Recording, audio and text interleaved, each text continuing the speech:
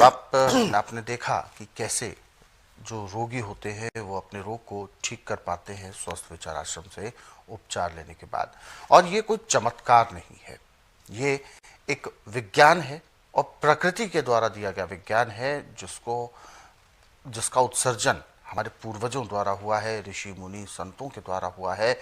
प्रकृति का सही प्रयोग हमें अपने शरीर के लिए कैसे करना है, कैसे औषधि हमारे लिए कार्य करेगी, ये सब चीज़ें जो समेट कर हम लेकर आए हैं स्वस्थ विचार आश्रम के माध्यम से, ये रोगों को जड़ से दूर करने के लिए एक प्लेटफॉर्म है जहां पर आप अपने रोगों को जड़ से समाप्त कर सकते हैं। क्योंकि आज के इस दौर में हमारे जो भी आसपास चीज़ें हैं वो कहीं ना कहीं प्रकृति से बनी नहीं है, जिसे हम सेवन कर रहे हैं वो किसी ना किसी रूप में कृत्रिम है। अगर प्रकृति ने कोई अनाज दिया भी है तो उस अनाज को हम इतना फैब्रिकेट कर देते हैं जिसकी वजह से वह अनाज हमारे शरीर में पचने की बजाय हमें नुकसान देने लगता है। और पेट में वह क्या क्या नुकसान देता है, इन्हीं सब विषयों पर हम चर्चा को जारी रखेंगे।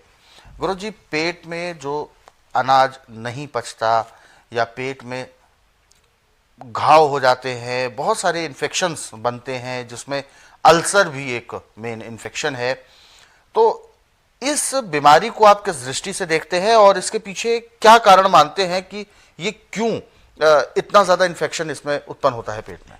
देखिए, अल्सर हमारी मूल खरीदी हुई बीमारी है। अच्छा।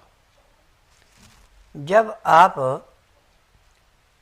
छना हुआ आटा खाएंगे, धुली हुई दालें खाएंगे, छिली हुई सब्जियां खाएंगे, तो लीवर से जो काम लेने वाली चीज़ों तो कूड़े में फेंक दिया आपने। अच्छा। अब कचरा अंदर गया, कचरा दिल के लीवर के ऊपर ऐसे बैठ गया जैसे पानी में पत्थर बैठता है। अब लीवर पचाएगा नहीं, पैंक्री इंसुलिन बनाएगी नहीं, पेट में जाके सड़के आंतों के साथ चिपकेगा। अब पानी पी के जब आप पेट साफ करने को करेंगे तो सूखा हुआ जो आंतों को रगड़ लगाते हुए निकलता है, जिससे आंतों में खरोचे आके खून भी निकलता है और उसमें सुराख भी हो जाते हैं, जिसको हम अल्सर बोलते हैं। अल्सर, जख्म जो हो जाते हैं। और इसमें पेट में दर्द होना शुरू हो जाता है। और इसकी पूरे संसार के अंदर मेडिकल में कोई दवाई नहीं। बिल्कुल। गुरुजी, आपने एक चीज़ बताई कि हम जो अनाज खाते हैं, जो चीज़ हमें फ़ायदा करनी है वो कचरे में डाल देते हैं। वो कौन कौन सी चीज़ें हैं? छिलका। अच्छा। नाजों का छिलका, सब्जियों का छिलका, दालों का छिलका, यानी जिसे चोकर कहा जाता है। हाँ, ये अंदर जाके जैसे हम मैले कुचैले कपड़े को गर्म पानी में सोडा डाल के उसकी मैल निखारते हैं, ऐसे लीवर को और पैंक्री को साफ करने के लिए है। आंतों के अंदर जमने नहीं देगा कोई भी चीज, और गुर्दे के ऊपर भी जाके सफाई करेगा, और वहां से सफाई किया खून जब तिल्ली को मिलेगा, तिल्ली ने स्वीकार किया दिल को मिलेगा, दिल को ऑक्सीजन फेफड़ों से मिली, खून साफ हो गया, बीमारी कहाँ से आएगी? बीमारी तो हम जीव के चुटकोरेपन से और अपने गलत खान पान से। अब देखिए, सन 1980 तक इतनी चीज़ें नहीं थी जितनी अब मिल रही हैं। खान पान की ले लो, कैसी भी ले लो, तो उस तक इतना रोग नहीं था। उसके बाद पैसे की मारा मारी में चीज़ें बढ़ने लगी, और 2000 के बाद तो बड़ी तेजी से बढ़ी है। अब आपका बच्चा जब भी थोड़ा कुछ खाने पीने लगता है तो माँ बाप ला के उसको बिस्कुट दे देते हैं, चॉकलेट देते हैं, टॉफ़ी खिला देते हैं, चुसवाते हैं। वो अंदर जाके बच्चे के लीवर पे ऐसे बैठता वो जैसे पानी में पत्थर बैठता है। अब बच्चे का लीवर काम नहीं करेगा। अब बच्चे को पहले टट्टी पेशाब बंद होगा, फिर डॉक्टर के पास जाएंगे, तरह तरह के अपने तजर्बे करेंगे, फिर टेस्ट रिपोर्ट निकलवाएंगे, फिर उसके बाद जगह जगह उसको सुराख कर देंगे।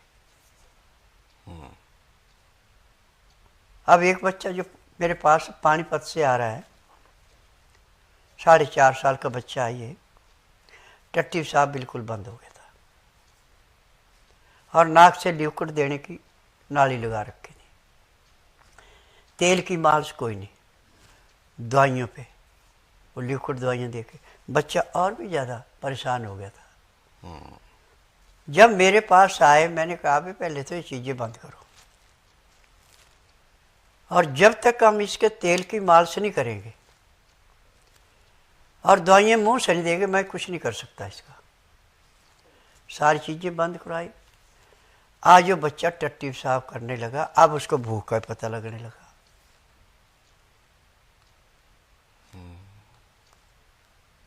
अब क्योंकि जड़ी बूटियों में जो ताकत है वो किसी केमिकल में नहीं है। अब हम डॉक्टरों को दोष कैसे दें? जो उन्होंने पढ़ा है, जिस चीज़ की उनको जानकारी, वही काम करेंगे। मैंने तो कोई पढ़ाई नहीं की है, मैंने तो विद्या सीखी है। जड़ी बूटियाँ कैसे निकालनी, कैसे सुखानी, कैसे पीसना, कैसे इनकी दवाई बनानी, किस रोग के लिए कौन कौन सी जड़ी बूटी लगनी, वो मुझे ज्ञान है। आज मैंने पूरे संसार से एक निवेदन किया कि जब डॉक्टर हकीम सब हाथ खड़े कर दें या आपको कह दे ऑपरेशन के अलावा आपका कोई इलाज नहीं, तब मेरे पास आओ, और जिस दिन आना उसी दिन आपको 20% आराम दे दूंगा।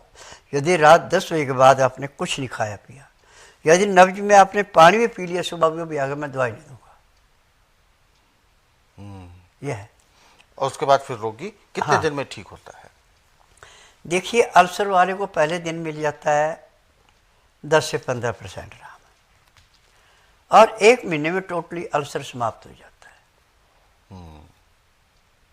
1 महीने से फालतू टाइम नहीं लगता। बिल्कुल।